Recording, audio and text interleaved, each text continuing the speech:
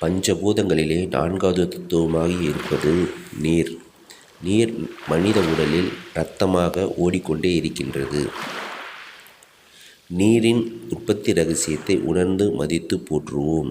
நீர் உயிர்கள் வாழ்வதற்கு எவ்வளவு அவசியமானது என்பதனை நாம் நன்கு அறிவோம்.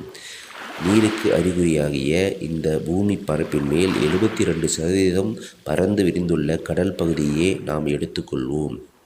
நீரை பயனுள்ள முறையிலே உபயோகித்து கொள்ளக்கூடிய விஞ்ஞானத்தை வளர்த்து கொள்வோம். நீராலும் நீரிலிருந்தும் இரவும் பகலும் எல்லா நேரங்களிலும் எல்லா இடங்களிலும் காப்பு பெறுவோமாக.